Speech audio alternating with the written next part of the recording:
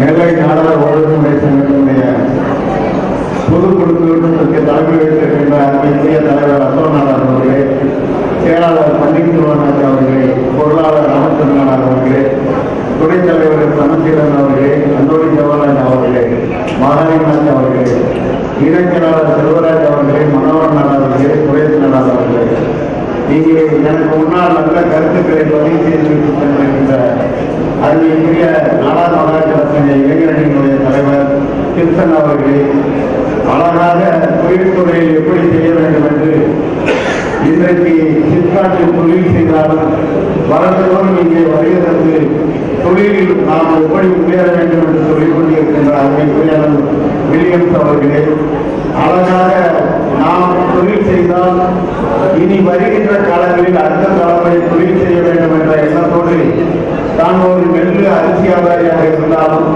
இன்றைக்கு ஆளவர்கள் தனக்கென்று ஒரு முத்திரையை பதித்து அந்த ஊரில் என்பது ஒரு 30 வருடங்களுக்கு முன்னாடி இருந்ததற்கு இன்றைக்கு ஒரு மரியாதைக்குரிய ஒரு தொழில் செய்ய ஆரம்பித்ததினால் அரசியல் களத்தில் கூட ஒரு தலைவர்கள் இருந்தார்கள். ஆனால் அப்பொழுது கூட இந்த மரியாதை நமக்கு கிடைக்கவில்லை. ஆனால் தொழில் செய்து தொழில் இருவர்கள் வருகை தந்தபின்னால் அந்த ஊருக்கும் ஒரு மரியாதை, அந்த பூமிக்கும் ஒரு மரியாதை எடுத்து தந்திருக்கின்ற அருமைக்குரிய வியாபாரி சங்கத்தினுடைய தலைவராக இருக்கின்ற ஐநூறுராஜன் அவர்களை இன்றைக்கு தொடர்பை மாநிலத்திலிருந்து இங்கே வருகின்ற சிறப்பு விருந்தினர் அறிஞர் அசோன் அவர்கள் சொன்னதை போல அவர்கள் சைலன்ஸான ஒரு சைலன்ஸ் கிளர் என்று சொல்ல வேண்டும். மேடையில் அமர்வதோடு பேசுவதில்லை.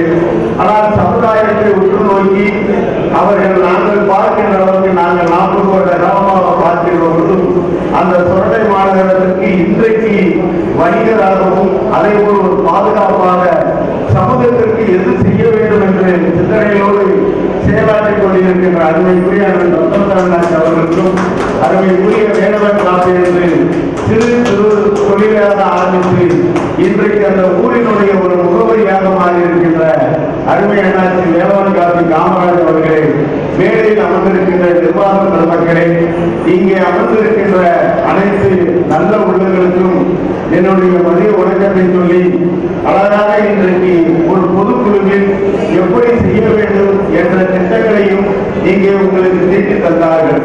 நாம் எப்படி செல்ல வேண்டும் என்று நாம் இன்றைக்கு பார்க்கின்ற பொழுது உண்மையிலேயே நம்மளுடைய நாடார்கள் ஒரு தொலைதூர நோக்கத்தோடு நமக்கெல்லாம் இப்படி ஒரு இடத்தை வாங்கி கொடுத்து அந்த இடத்தில் இப்படி ஒரு கட்டடத்தை கட்டி இவ்வளவு பெரிய ஆட்களை உட்கார வைத்து நடத்துவதற்கு நமக்கு இந்த முன்னோர்கள் செய்த அந்த புண்ணியத்தை நாம் நினைக்க வேண்டும். ஏனென்றால் அந்த புண்ணியம்தான் இன்றைக்கு தமிழகம் எங்கும் நமக்கு பெருமிதம் எடுத்து கொண்டிருக்கிறார்கள். அப்படிப்பட்ட இந்த சமுதாயத்தில் பிறந்த நாம் நெல்லை மாவட்டத்தை பொறுத்தவரையிலும் நெல்லை நாடார் சங்கம் எடுத்திருக்கின்ற இந்த பணியை இனி வருகின்ற காலங்களில் தொடர வேண்டும். அருமைக்குரிய நல்லதொரு நிர்வாகிகளை நீங்கள் போட்டிருக்கிறீர்கள். அந்த நிர்வாகிகளுக்கெல்லாம் எங்களுடைய வேண்டுகோள், நெல்லையில் பொறுத்தவரையிலும் ஒரு 200 கிராமங்கள் நாடார்கள் வாழ்கிறார்கள். அந்த 200 கிராமங்களிலும் நீங்கள் இங்கே இருந்து வாரத்தில் ஒரு நாள் ஒதுக்குங்கள். ஞாயிற்றுக்கிழமை ஏதாவது ஒரு 2 கிராமத்திற்கு செல்லுங்கள். அந்த கிராமத்தில் ஒரு சங்கத்தை உருவாக்குங்கள். நாடார் மகாஜன சங்கம் எப்படி அன்றைக்கு அச்சமகட்டி அண்ணல் சவுந்தரமாடியனார் கிராமங்கள் தோறும் சென்று சங்கங்களை வைத்ததால் தான் இன்றைக்கு நீங்கள் நெல்லையில் இருந்து தூத்துக்குடி வரையிலும் பார்க்கின்ற ஊர்களில் ஒரு 250 பள்ளிக்கூடங்கள் இருக்கிறது, 13 கல்லூரிகள் இருக்கிறது என்றால் இவை அத்தனையும் அச்சமகட்டி அண்ணல் டபிள்யூபிசார் உருவாக்கப்பட்ட உறவின் முறைகள் தான். அந்த உறவின் முறைகள் தான் இன்றைக்கு இத்தனை பள்ளிக்கூடங்களையும் 13 கல்லூரிகளையும் நடத்தி கொண்டிருக்கிறார்கள். நாம் அதை பார்க்கின்ற பொழுது 180 வருடங்களுக்கு முன்னால் மதுமை என்ற ஒரு சிஸ்டத்தை உருவாக்கி ஒரு 6 ஊர்கள் இருந்தார்கள். ஆனால் நாடார் மகாஜன சங்கம் என்ற ஒரு தோன்றிய பின்னால் தான் இத்தனை கிராமங்களில் பள்ளிக்கூடங்களையும் கல்லூரிகளையும் உருவாக்கி இருக்கிறார்கள். அந்த வகையில் நாம் இன்றைக்கு சொல்லுவது என்னவென்றால், நெல்லை நாடார் சங்கம் அழகாக ஒரு கட்டமைப்பை கொடுத்து விட்டீர்கள். அருமையாக இதற்கு முன்னால் இந்த இடத்தை உங்களிடம் கொடுத்தவர்கள் இந்த சங்கம் உருவாகிய வரலாறை நான் பள்ளியமாற்றிடம் கேட்டிருப்பது சொன்னார்கள். அங்கே ஒரு சுடுகாட்டில் எரிப்பதற்கு செல்கின்ற பொழுது நாடார்களுக்கு எரிக்க முடியவில்லை என்ற ஒரு சூழ்நிலை வந்த பொழுதுதான் உடனடியாக ஒரு சங்கம் துவக்க வேண்டிய நிலைமை வந்திருக்கிறது என்று சொன்னார்கள். 63 வருடங்களுக்கு முன்னால் இப்படி ஒரு நிலைப்பாடில் இருந்த இந்த சங்கம் இன்றைக்கு ஒரு கட்டடம், ஒரு வளர்ச்சியை நோக்கி சென்றிருக்கிறோம். ஆனால் நாம் இந்த வளர்ச்சியோடு நின்று விடாமல் அசோனாட்சி எடுக்கின்ற அந்த முடிவு இன்றைக்கு ஒரு அறக்கட்டளை துவக்கி இருந்தாலும் கிராமங்களை நோக்கி நாம் செல்ல வேண்டிய கட்டாயத்தில் இருக்கிறோம். அழகாக ஒரு 200 கிராமங்களில் சென்று நீங்கள் அவர்களுக்கு ஒரு வாரம் 2 நாள் சென்றீர்கள் என்றால் அங்கே அவர்களை ஒரு சங்கம் வைத்துக் கொள்ளுங்கள். அந்த கிராமத்திற்கென்று ஒரு சங்கத்தை உருவாக்கி அந்த சங்கங்களை இந்த நெல்லை நாடார் சங்கத்தோடு இணையுங்கள். அப்பொழுதுதான் அந்த சங்கங்கள் உங்களுடைய கட்டுப்பாடுகளில் அவர்களுக்கு தேவையானதை நெல்லை நாடார் சங்கத்தில் சொல்லலாம். நீங்கள் அவர்களோடு சேர்ந்து அந்த கிராமத்தில் இருக்கின்ற நாடார்களுக்கு நல்ல காரியங்களை செய்ய முடியும். அதை செய்கின்ற பொழுதுதான் நாம் எடுத்திருக்கின்ற இந்த பணி, நீங்கள் ஒரு அறக்கட்டளை உருவாக்கி நாடார்களை கல்வி, வேலைவாய்ப்பு, தொழில்துறை இந்த 3 தான் நமக்கு இன்றைக்கு தேவை. இந்த 3ஐயும் நாங்கள் நாடார் மகாஜன சங்கம் இளைஞரணி என்ற அமைப்பை உருவாக்கினுடைய நோக்கமே அதுதான். அதில் இந்த 3க்கும் வருகின்ற தை மாதத்தில் இருந்து அருமைக்குரிய கிருஷ்ணன் தலைமையில் தொழில்துறையில் நாங்கள் சொல்லிக் கொண்டிருக்கிறோம். இங்கே வைரராஜன் அதைத்தான் சொன்னார். நீங்கள் ஒன்றை குறிப்பாக பாருங்கள், ஆலங்குளம் எங்கே இருக்கிறது? அங்கே 25 ரைஸ் மில் இருக்கிறது. அந்த ரைஸ் மில்லில் இருக்கின்ற இடத்தில் ஒரு கவுட்டி எங்கே எடுக்க முடியும் என்று ஒரு நாடாருக்கு, மதுரையில் இருக்கின்ற நாடாருக்கு தெரிகிறது. அங்கே வந்து ஒரு மில்லை போட்டு அந்த தவிடுகளை வாங்கி ஒரு கவுட்டி எண்ணெயை ஆடிக் கொண்டிருக்கின்றார். மதுரையில் இருக்கின்ற வைகை கெமிக்கல்ஸ் இங்கே வந்து 26 இடங்களிலும் நாம் தவிடு வாங்கினால் இங்கே உற்பத்தி செய்ய முடியும் என்று நினைக்கிறார். அருமைக்குரிய வில்லியம்ஸ் மேட்ச் அவர்கள் சைனாவுக்கு சென்று இங்கே தொழிலை எப்படி இந்த சிப்காட்டில் செய்யலாம் என்று சொல்லியிருக்கிறார்கள். இன்னமும் நிறைய பேர்கள் சிரட்டையை கருதி இன்றைக்கு வெளிநாடுகளுக்கு ஏற்றுக்கொண்டிருக்கிறார்கள். தென்காசியில் ஒருவர் இன்றைக்கு தென்னை மட்டைகளை எல்லாம் வாங்கி இன்றைக்கு இஸ்ரேலுக்கு ஏற்றுமதி செய்து கொண்டிருக்கிறார். அவருடைய நோக்கம் அந்த தென்னை மட்டைகளை எல்லாம் வாங்கி 1 அடி உயரத்துக்கு ஒரு பாய் வைப்பதை போல இங்கே தென்காசி அருகில் செய்து கொண்டிருக்கிறார். இவர் செய்து இஸ்ரேலுக்கு அனுப்புகிறார். அங்கே மணல் பரப்பில் அதை விரித்து வைத்து விவசாயம் வீடுகளுக்கு வேலை செய்து கொண்டிருக்கிறார்கள்.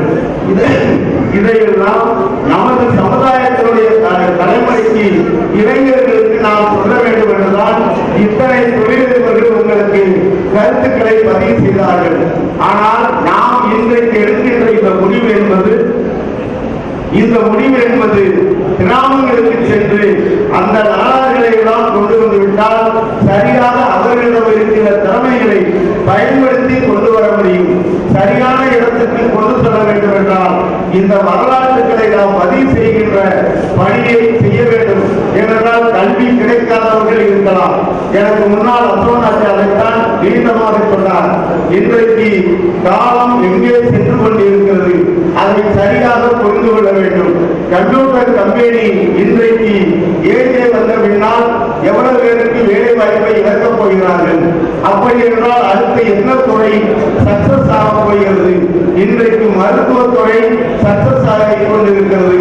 அதே போல இன்றைக்கு டி பார்மசியோ, பி பார்மசியோ, எம் பார்மசியோ படித்தால் மருந்து கம்பெனிகளை உருவாக்கலாம். நமது நாடார்கள் மருந்து கடை மட்டும்தான் வைத்திருக்கிறோம். மருந்து கம்பெனிகள் என்பது தமிழகத்தில் நாடார்கள் சிறு கம்பெனியை கூட துவக்கவில்லை. அதை நமது பிள்ளைகளுக்கு சொல்லலாம். ஏனென்றால் உலகம் இன்றைக்கு மருத்துவத்துறை 20 வருட காலம் அதிகமான முன்னேற்றத்தை நோக்கி சென்று கொண்டிருக்கிறது. அது சித்தாவாக இருந்தாலும், ஆயுர்வேதமாக இருந்தாலும், இன்றைக்கு இருக்கின்ற அலோபதியாக இருந்தாலும் 3 இடங்களிலும் மருந்துகளுக்கு மத்திய சர்க்கார் நிதி தருகிறார்கள். அதை நமது பிள்ளைகளுக்கு சொல்லிக் கொடுக்க வேண்டும். கண்டிப்பாக நீங்கள் ஒரு மருத்துவத்துறையில் வளர வேண்டும் என்றால் இத்தனை டாக்டர்களை அன்றைக்கு உருவாக்கிவிட்டோம். ஆனால் இன்றைக்கு மருந்து கம்பெனியை உருவாக்கின்ற காலத்திற்கு நாம் பி பார்மசி, எம் பார்மசி நமது பிள்ளைகளுக்கு சொல்லிக் கொடுத்து அந்த நிறுவனங்களை உருவாக்க உருவாக்க வைக்கலாம். ஏனென்றால் அந்த நிறுவனங்கள் சிப்காட் போன்ற நிறுவனங்களில் தான் அமைக்க முடியும். அதையெல்லாம் நமது அடுத்த தலைமுறைக்கு கல்லூரிக்கு செல்கின்றவர்களுக்கோ மாணவர்களுக்கெல்லாம் பிளஸ் 2 முடித்தவுடன் அவர்களுக்கு இதை கண்டிப்பாக சொல்லிக் கொடுக்க வேண்டும் என்ற எண்ணத்தோடு தான் நாடார் மகாஜன சங்கம் இந்த இளைஞர்களை உருவாக்கி இருக்கிறோம். அதே போல் நமது பெண் பிள்ளைகளுக்கெல்லாம் இங்கே அன்றைக்குரிய சுரேஷ்கன் சொன்னதை போல நாம் சரியான கல்வியை கொடுக்கலாம். அரசாங்க வேலைக்கு செல்வதற்கு பெண் பிள்ளைகள் காவல்துறைக்கு பயப்படுகிறார்கள் என்றால் மேஜிஸ்ட்ரேட்டாக ஆகலாம். அவர்களுக்கு ஒரு வக்கீலை படிக்க வைத்துவிட்டு மேஜிஸ்ட்ரேட்டுக்கு என்று பரீட்சை எழுதினால் கண்டிப்பாக மரியாதைக்குரிய பதவி. அவர்கள் ஹைகோர்ட் ஜட்ஜி வரையும் ஆகுவதற்கு வாய்ப்பு இருக்கிறது. அந்த ஹைகோர்ட் ஜட்ஜி ஆகுவதற்கு வருகின்ற பொழுது அந்த குடும்பத்திற்கு மரியாதை, இந்த சமூகத்திற்கும் மரியாதையை அந்த பிள்ளைகள் பெற்றுக் கொடுப்பார்கள். இன்றைக்கு நிறைய நாகர்கோவிலில் இருக்கின்ற மாணவிகள் இன்றைக்கு வழக்கறிஞர்களாக வந்து அந்த நீதிமன்றத்திற்கு செல்வதற்குரிய படிப்பை படிக்க ஆரம்பித்து விட்டார்கள். அதை இங்கே இருக்கின்ற மாணவ மாணவிகளுக்கு நாம் கண்டிப்பாக வழக்கறிஞர் உரிமை வைத்திருப்பதால் அவர்களுக்கு அதை உருவாக்க வேண்டும்.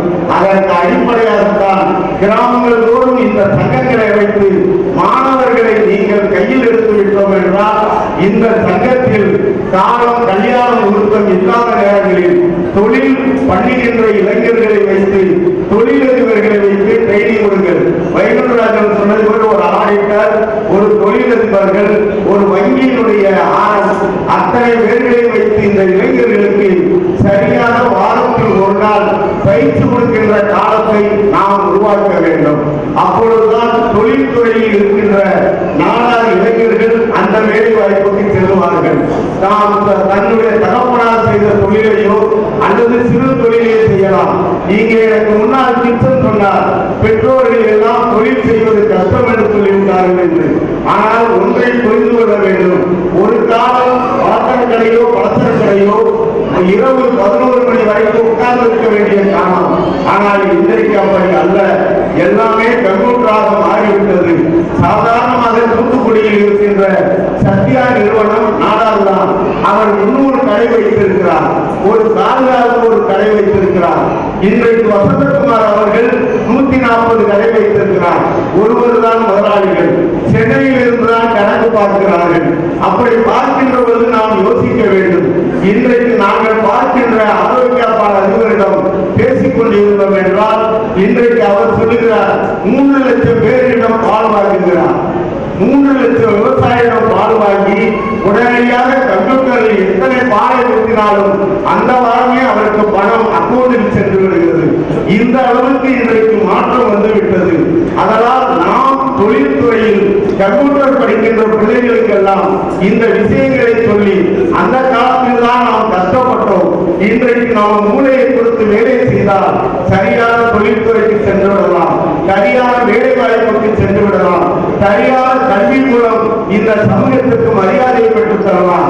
அந்த சிந்தனைகளை நமது பிள்ளைகளுக்கு சொல்லுவதற்காகத்தான் நாடார் மகாஜன சங்கம் எடுத்துக் கொண்டிருக்கின்ற இந்த முயற்சியில் நெல்லை நாடார் சங்கம் கிராமங்களுக்கு செல்லுங்கள் என்று நாங்கள் சொல்லுவது 200 கிராமங்களில் நீங்கள் சங்கம் அமைத்து நெல்லை நாடார் சங்கத்தினுடைய பிராணியை கூட அங்கே வையுங்கள். அவர்களுக்கு சொல்லுங்கள், அந்த ஊர் சங்கம் என்று வைத்து ₹1 சந்தா கொடுக்க வேண்டும் என்று சொல்லுங்கள். சங்கம் உங்களுக்கு கல்வி, தொழில், வேலை வாய்ப்பைத்தான் செய்து கொடுக்கும். ஆனால் உதவிகளை கல்விக்கு கொடுக்கலாம், தொழிலுக்கு கொடுக்கலாம், இந்த வியாபாரத்துக்கு செய்யலாம்.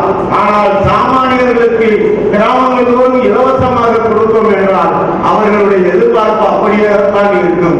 அதை விடுத்துவிட்டு நீங்கள் சங்கங்களுக்கு கொடுக்க வேண்டும்.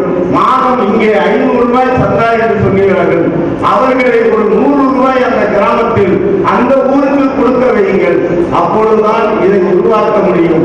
இன்றைக்கு நான் சொன்னதை கூட 250 பள்ளிக்கூடங்களையும் 13 கல்லூரிகளையும் உருவாக்கியதெல்லாம் ஒரு நூற்றாண்டுக்குள் நாடார்கள் கொடுக்கப்பட்ட காசில் தான், அரசாங்கத்தில் வாங்கவில்லை.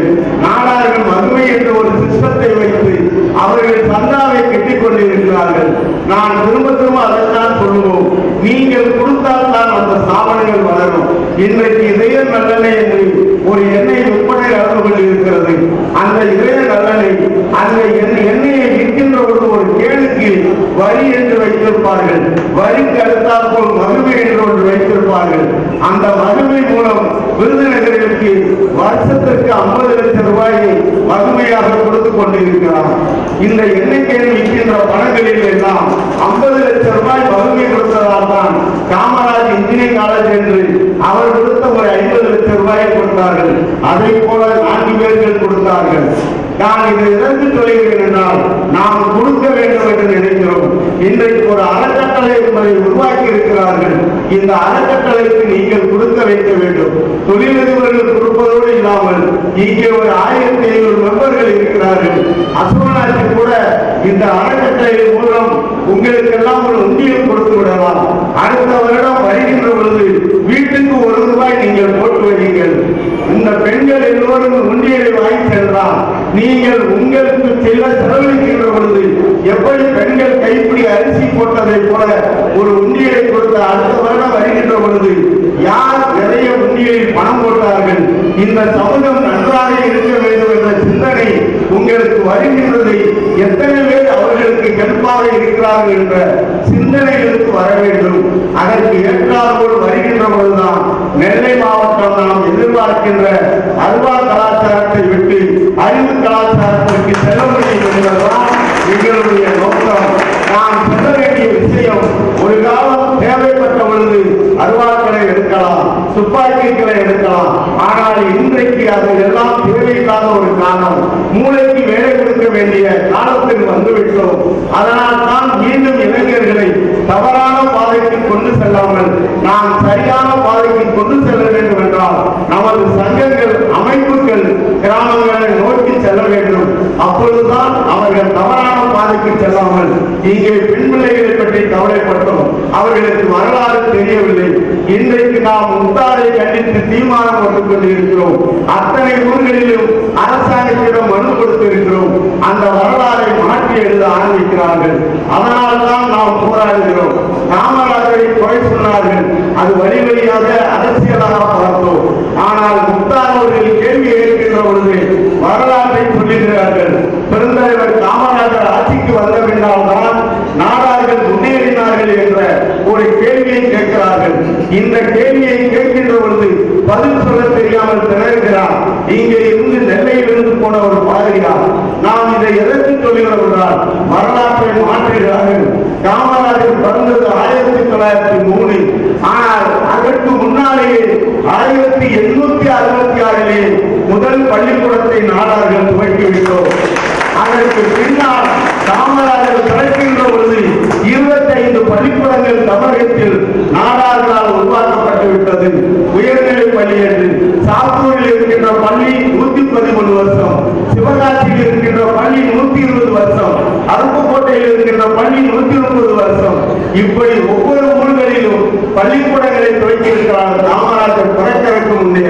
அதற்கு பின்னால் பள்ளிக்கூடத்தை உருவாக்கி அந்த காமராஜர் இந்த பள்ளியில் படித்ததால் தான், இவ்வளவு கஷ்டம் என்பதை தெரிந்ததால் தான், ஒரு பள்ளிக்கூடம் கெட்டுவது என்றால் இவ்வளவு பேர் கஷ்டப்பட்டிருக்கிறார்கள் என்றால் அந்த உணர்வோடுதான் அவருக்கு அந்த வாய்ப்பு கிடைக்கின்ற பொழுது தன்னுடைய தமிழக மக்களுக்கு எல்லாம் காமராஜர் அந்த கல்வி பணியை செய்தார்.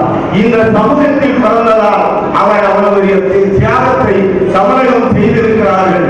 ஆனால் அரசியல் மாற்றத்தை பார்க்கின்ற பொழுது ஏதோ காமராஜர் வந்துதான் இன்றைக்கு நாம் இதே அரசியலை நாம் பேச வேண்டும் என்றால், இன்றைக்கு ஒவ்வொரு சமூகத்தினுடைய தலைவர்கள் அந்தந்த சமூகத்திற்கு என்ன செய்து கொண்டிருக்கிறார்கள் என்று நாம் பார்த்துக் கொண்டிருக்கிறோம். இங்கே பார்த்தீர்கள் என்றால் முனிசிபாலிட்டி மாநகராட்சியில் கடை கட்டுவார்கள். அந்த கடையை நடத்துபவர்கள் ஒருவராக இருப்பார்கள். கடையை ஏலம் எடுத்தவர்கள் ஒரு சமூகமாக இருப்பார்கள். அவர்கள் சாயந்தரம் வந்து கடையில் 500 ரூபாய் வாங்கிக் கொண்டே இருப்பார்கள். இதையெல்லாம் அதற்கு அரசியல் அதிகாரத்தில் வாய்ப்பு கொடுப்பதை நாம் சொல்ல ஆரம்பித்தால் தவறாக தான் வந்து கொண்டே இருக்கும். இது தமிழகம் எங்கும் இருக்கிறது. கக்கூஸ் கட்டுவது அரசாங்கம், மார்க்கெட் கட்டுவது அரசாங்கம், அத்தனையிலும் ஏழை எழுப்புவது ஒரு சமூகம். ஆனால் இன்றைக்கு இந்த காமராஜ் என்ற ஒரு தலைவர் இந்த சமூகத்திற்கு செய்யாமல் தமிழகம் எங்கும் செய்த ஒரு தலைவரை இந்த ஜாதிக்கு செய்ததாக சொல்லி, இந்த ஜாதி அதனால் தான் வளர்ந்தது என்று ஒரு பொய்யான குற்றச்சாட்டை சொல்வதால் தான் நாம் மீண்டும் மீண்டும் அடுத்த தலைமுறைக்கு வரலாறுகளை மாற்றி சொல்லிவிடுவார்கள். 50 வருடங்கள் அளித்து வருகின்ற இளைஞருக்கு நாடார்கள் இப்படித்தான் முன்னேறினார்களா என்று தென்னக்கூடாது. இன்றைக்கு ஒரு குறிப்பிட்ட சமூகம் நான் பார்க்கின்ற பொழுது அவரவர்கள் தங்களுடைய உயர்ஜாதி என்று சொல்ல வேண்டும் என்று முயற்சி எடுத்துக் கொண்டிருக்கின்ற இந்த காலத்தில் நாடார் சமுதாயத்தை இப்படி ஒரு இழிவான நிலையை கொண்டு வந்து விடக்கூடாது என்பதற்காகத்தான் மீண்டும் மீண்டும் தமிழக அரசை வலியுறுத்திக் கொண்டிருக்கிறோம். இனி வருகின்ற காலம் காமராஜ் 54 ஆட்சி கட்டிலுக்கு வந்தார்.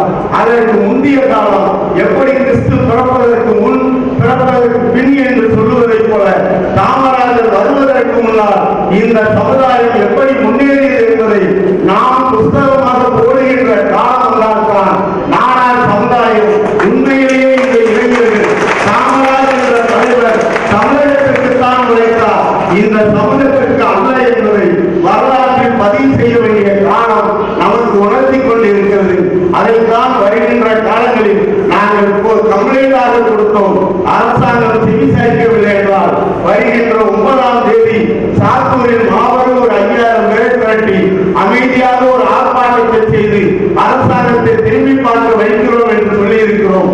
எங்களுடைய சமுதாய வரலாற்றை திருப்பாதீர்கள், நாங்கள் எப்பொழுதும் உங்களுக்கு சொல்லி விடைபெறுகிறோம். இந்த சமூகம் ஒரு அமைதியான சமுதாயம். நம்மளை நோக்கி அண்ணன் சொன்னதை போல பணமரமாக இருந்து அத்தனை பேர்களுக்கு நன்மை செய்கின்ற ஒரு சமுதாயம். ஆனால் அப்படிப்பட்ட சமுதாயத்தை இப்படி ஒரு மாற்றத்தை கொண்டு வந்து விடக்கூடாது என்பதற்காக அமைதியாக